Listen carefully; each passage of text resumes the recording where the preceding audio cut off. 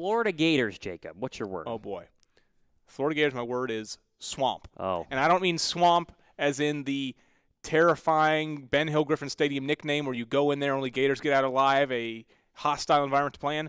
No, this is the smelly, humid, dirty cesspool type of a swamp where we're familiar with the term drain the swamp. The Gators need to drain the swamp. They already got rid of McElwain. That's a start. The last 2 weeks, lost 42-7 to Georgia and 45-16 to Missouri. It's terrible right now in Florida. They got to get somebody in there to fix things because they're not playing anywhere near the level that a Florida Gators team should be. I like that time. Heisman, what's your word? Baker. Okay. It's quite simply, Baker Mayfield had the great game, set the OU record for passing yards in a game against Oklahoma State. He leads the nation in passer rating, has 28 touchdowns. I think he's the favorite for the Heisman Trophy right now. Well, unfortunately, the guy that I pick, I don't think he's going to win it come season's end, but at the midseason point, Deshaun Watson's got to be your Offensive Rookie of the Year. At the time he tore his ACL, he was leading the league in QBR. He started 6 games through 18 touchdowns. The NFL record for a rookie in a season is 26, and both Russell Wilson and Peyton Manning played 16 games. Deshaun Watson had 18 in 6 starts, so Deshaun Watson would be my Offensive Rookie of the Year. Watson had run away with it, and he would have easily won it had not he gone down with that ACL injury. Let's go Defensive Rookie of the Year. You and I are going to have to agree on this one because the defender has really stood out, and he's way above the rest. Well, yeah, he's stood out, and he's really changed his team's whole defense. It's Marshawn Lattimore, the corner out of Ohio State, now playing for the Saints. He's the highest-graded rookie on Pro Football Focus ever that they've ever had. He's got 2 interceptions, 1 touchdown, but he locks down a side of the field for a Saints defense that's actually 12th in the league in pass defense. And now as they've gone on their 6-game win streak over the last 3 weeks, they're number 1 in the league in pass defense. Let's go with Coach of the Year, Jacob. Coach of the Year for me is Sean McVay, the head coach, first-year head coach of the LA Rams. He's taken a 4-12 team, turned them into a 6-2 team that leads the league in points and is 3rd in yards. He's basically saved Jared Goff's career, and they've now scored more points through the first 8 games this year than they scored all of last year. Sean McVay and the Rams, like you said, a very fun team to watch, especially now come playoff time. They'll be in the mix.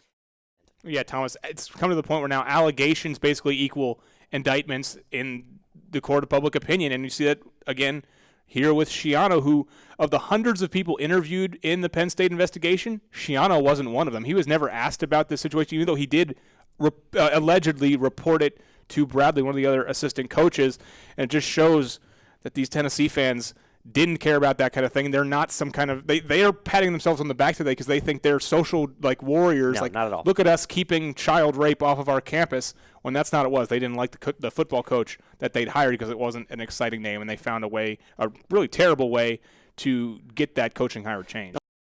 But yeah, I think it's a great hire by UCLA to bring in Chip Kelly. We know he can successfully recruit the West Coast already, and what he did at Oregon, and I'm one of those people that agree that UCLA seems like a sleeping giant. Being in L.A., it's a great school. Of course, it's a fertile recruiting ground. I think Chip Kelly can unearth that. The interesting thing to see will be at Oregon, what made him special was the innovative offense. He was really the first one to go fast, to run the hurry-up, things like that. Now everybody does that. What's he going to do to make himself different now and set UCLA apart?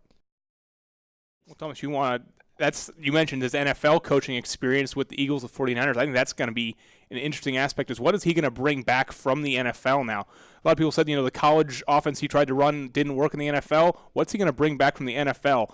And he, I guess, was a failure as an NFL coach, but you know who else was a failure as an NFL coach originally? Was Pete Carroll before he went back to USC in L.A. and totally revived that program and won 2 national championships. Maybe Chip Kelly will do something similar.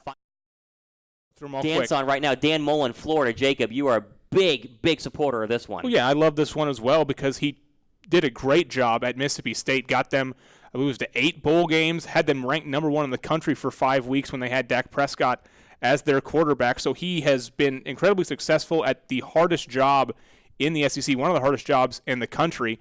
And what sets him apart is his talent as an offensive coach because he was Florida's offensive coordinator when they won their 2 national championships in 06 and 08. We've seen him teach and produce quarterbacks like Tim Tebow, like Dak Prescott, like Nick Fitzgerald, and that's exactly what Florida has been missing. Great offense and great quarterback play, and I think Dan Mullen will bring it there. All right, time for the 2-minute drill, Jacob. My first question. The Raiders wide receiver Michael Crabtree and Broncos cornerback Aqib Talib both threw punches at each other in the Denver-Oakland game on Sunday. How many games should both be suspended for? I think you'll see both suspended for their next game. But if you're Michael Crabtree, come on. You got your chain snatched by Aqib Talib. Again, he was going out to get revenge for it, and he got the chain snatched again while they were fighting. And, yeah, I think you see them both get suspended because both of them were out there throwing punches.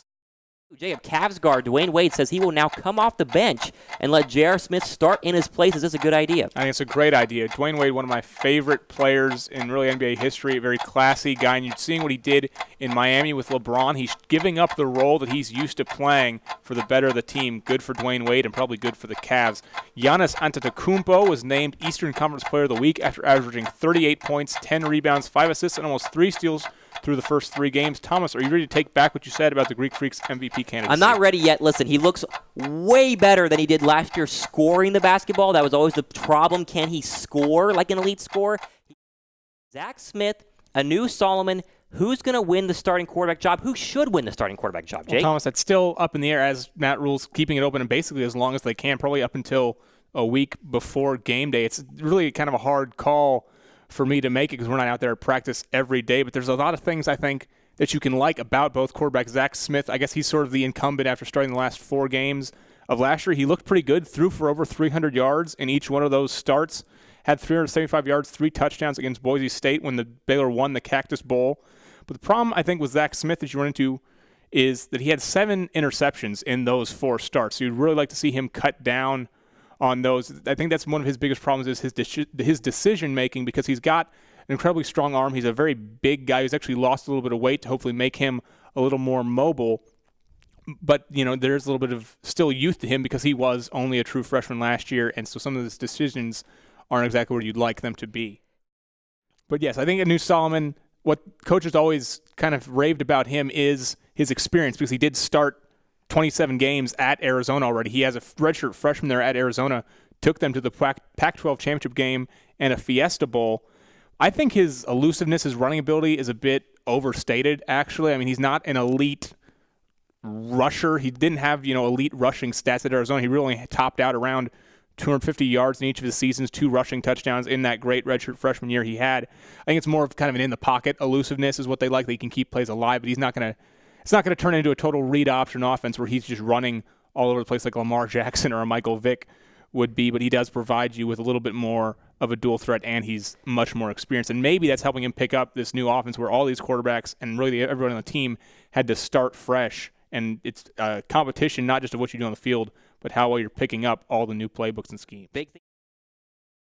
Overall, if you have the strength of the 2017 Baylor football team, what is it? I mean, I like the running back group, like you mentioned, with JaMychal Hasty, Terrence Williams. There's some younger guys filling in behind them that'll definitely get playing time. The receivers are another deep group, but I think the strength of this team right now is the front 7, especially along that defensive line, because you've got 2 of the biggest leaders on the team in Brian Nance and KJ Smith holding down the end spots, and that D-tackle you can rotate a bunch of guys like a Michael Johnson, a Tyrone Hunt, Bravion Roy, and Big Ira Lewis, one of our favorites. You can rotate all those guys in. And at the defensive end even, you can bring in an Xavier Jones, a Greg Roberts, guys that bring in and get some extra pass rushing and run stopping as well. So that group is going to be very deep, and don't be surprised when you see 10 guys cycling through the defensive line during a game. And then, like I said, the linebackers behind them are a pretty good group too because you've got Taylor Young back there, who's now going to be a 4-year starter for the Bears, and Clay Johnston filling in at the middle linebacker spot. He's a guy that coaches have talked about maybe being the hardest hitter on this team and also a very smart player, which is exactly what you want out of your Mike linebacker. But then we saw what happened Saturday night where Zach Smith, we've heard he had some flu-like symptoms, so he wasn't feeling well. He was taking a beating. The offensive line was not holding up very well at all in the first 3 quarters of that game. Charlie Brewer comes in, 1, to save Zach Smith from getting beaten up anymore, and 2, because Charlie Brewer, with his athleticism, his running ability, can get out of the pocket, protect himself a little better, and he did that and more. Like you said, the 48 rushing yards, converting 3rd downs, 4th downs, 8 of 13, 109 yards, 2 passing touchdowns also. Charlie Brewer, I think, is the guy that this coaching staff wants in their offense. They want a mobile quarterback. You look back to their time at Temple, they had a quarterback, Philip Walker, was he could throw well from the pocket, but he was also a mobile quarterback that could get out, make things happen if stuff broke down, and Charlie Brewer's much more that guy than Zach Smith is. I'm going to give you this is like a softball. I'm going to take the ball and put it on the tee for you and give you a really, really easy one.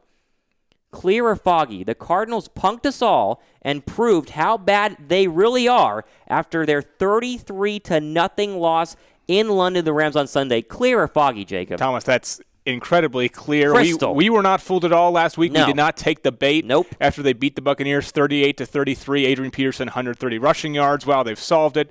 Larry Fitzgerald, Carson Palmer, it's the AARP offense. No. It looks great. No, we didn't take the cheese. Nope. And we saw them exposed once again, 33-0 on Sunday. Now Carson Palmer has broken his